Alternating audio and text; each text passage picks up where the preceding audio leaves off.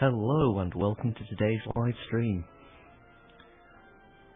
I finally managed to get the sound sorted, so we should be getting much better sound quality now, and I've also checked all the levels to make sure that that's good, and I've set up testing suites, etc. So if you have any problems with the sound, let me know in the comments of either the YouTube videos or the Justin.tv stream videos, and I shall try and rectify them. It's very important to me that the sound levels are appropriate.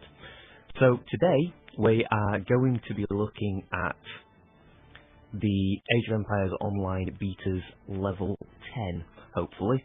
I'm going to do a couple of quests, try and get up to level 10, and at that point we will unlock Age 3, and I will have the opportunity to try out Siege Tech, something that I think has been direly missing at this stage in the game.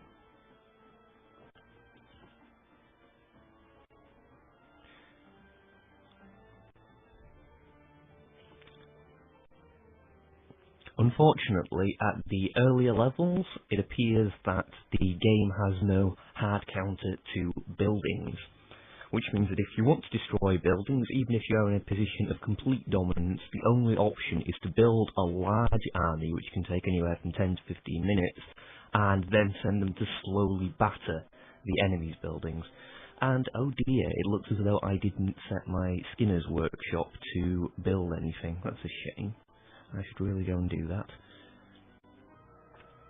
As you can see, my production facilities have increased somewhat since last time. These are all tier 1 resources, so they're not as good as the ones you will be getting later on in the game. And this exercise of clicking on everything is a little bit tedious. I don't know if there's a hotkey. I hope that it will be more streamlined in the final version. I can kind of understand why I'd want you to do it, but it just seems kind of redundant to me. Okay, you'll notice that I've got a hell of a lot more resources now. I've just been stocking up on all of these to a silly degree. I think I can sell these to other players. I'm not sure how. We may do that at the end of the stream, and we can see just how the auction house mechanics work. Now, I need to get 20,000 XP in order to get to level 10.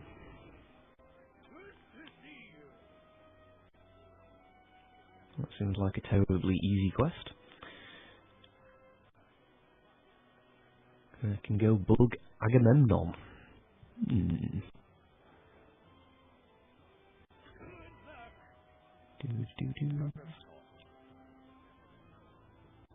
Okay, he just appeared, and then I had to click him, and I get 50 coins for that.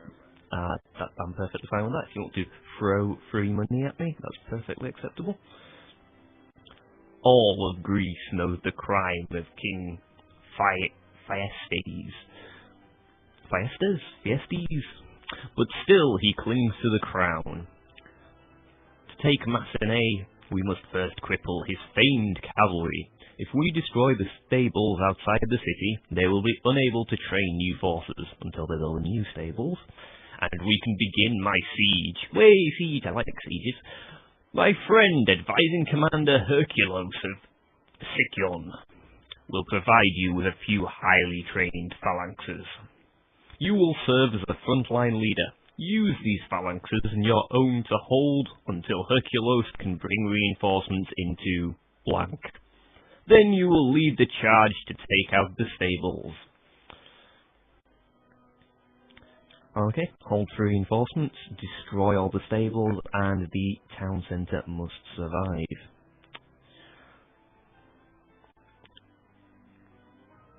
Okay, let's go and do that then. I'm noticing that the XP progression is somewhat slower at this stage of the game, so it's going to take me a little bit longer to get to level 10 than it has all the other levels. This is standard MMO fare. I don't have a problem with that. One thing that I am surprised with is the omission of any kind of skirmish mode. I haven't seen any player versus AI skirmish thus far. I would expect it to be a quest and recursive, but I haven't seen that at all yet. Phalanx. Yep, I need Hercules to do that. Fair enough. even though phalanxes are perfectly standard Greek units in history, I will acquiesce to the fact that this is basically a cartoon game.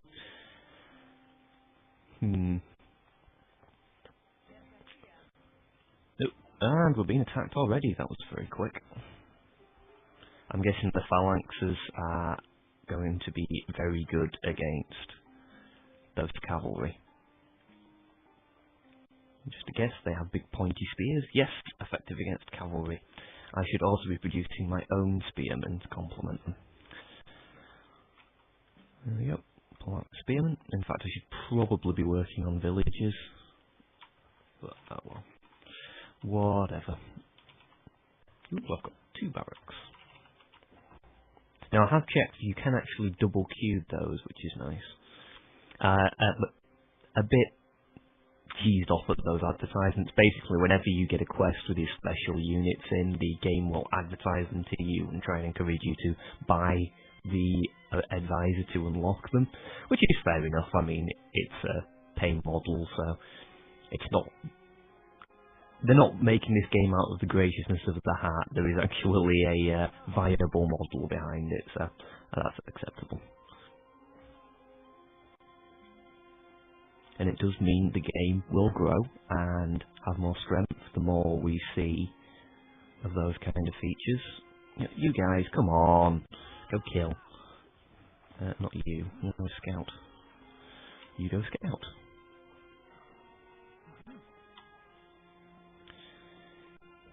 I should probably change these rally points. Now, at this level of the game, it's actually quite difficult to know what to say about the game. There's a limited amount going on. It's pretty much the same fare each time, which is fine. I mean, playing Age of Empires is fun. It's a nice formula, but it's actually quite hard to talk over because not much tends to be happening. Run, my scout, run! No, don't run that way. Oh, okay. Yeah, that doesn't work.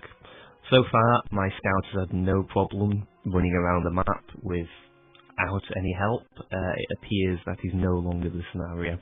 I'm going to actually have to use my scout more intelligently in future.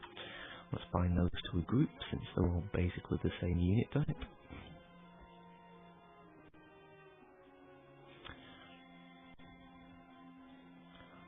One thing I have noticed is, although you can dock these consumables up here, you can dock them more than once, and I can't figure out how to delete them. If anybody knows how to delete them, I would appreciate it, because it's not an obvious control. I've tried all of the modifier keys with it, and none of that's been working, so...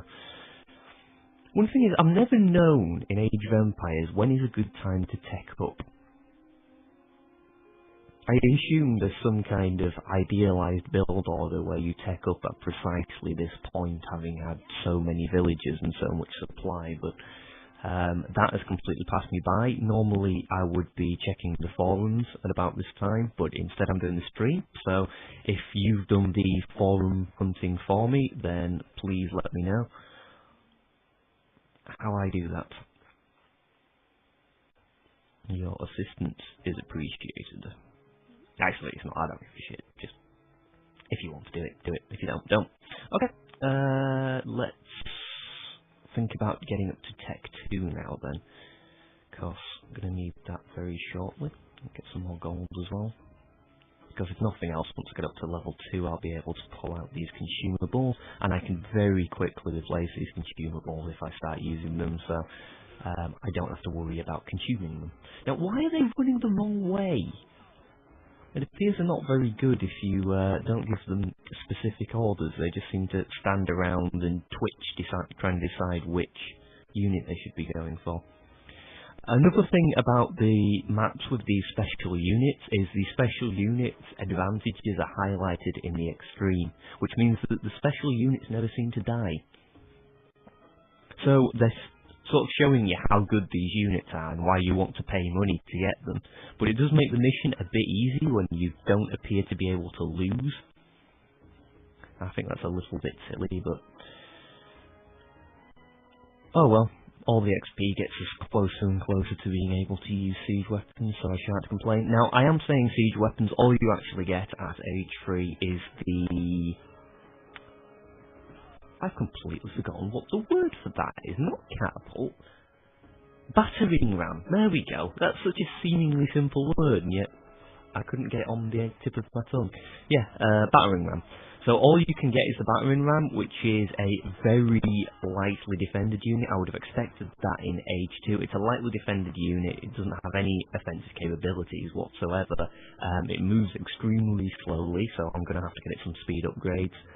And it needs to be protected by an army, but it does allow you to destroy buildings sometime within the same century that you launch your assault, which is exactly what is needed. Now doesn't seem like a terrible time to build another house. And continue producing people, because people are always a good thing to get.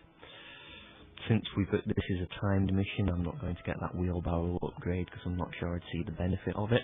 Again, all of these upgrades, you would definitely see the advantages of them if you integrated them into a complex build order.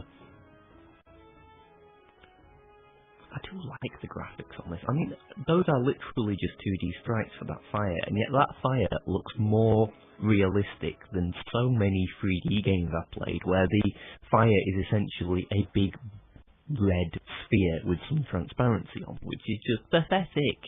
And yet you see so many games doing it. I'd rather just not include fire effects.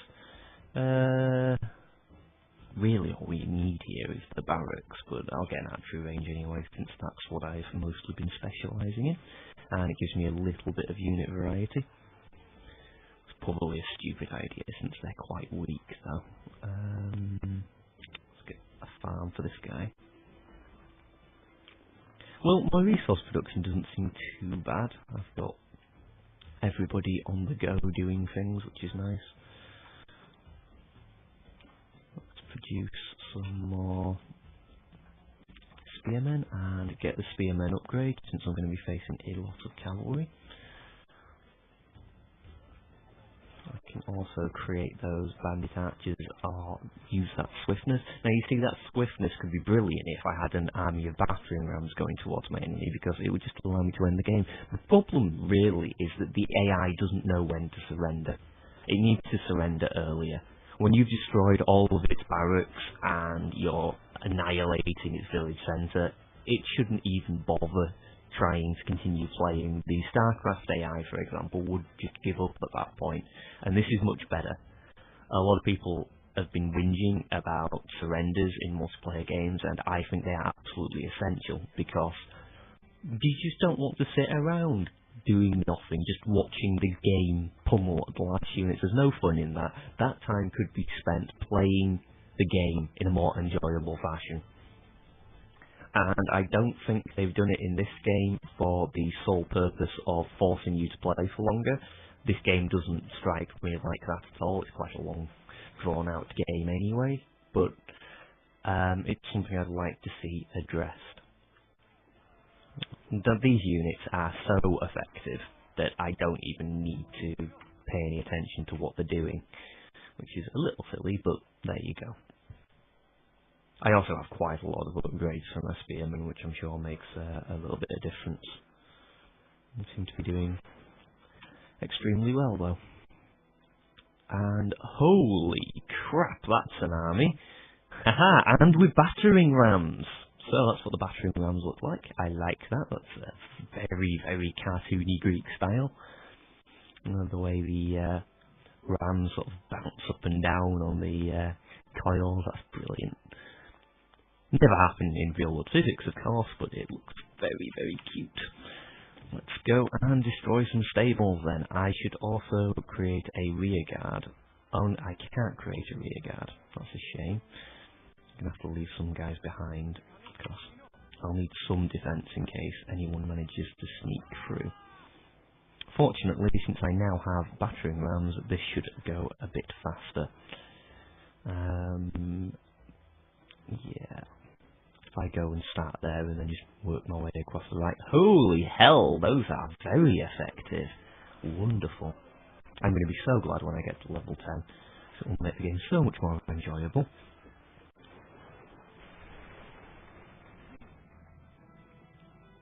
Oh, I've split my own force here, that was stupid. And they're not quite intelligent enough to know to break down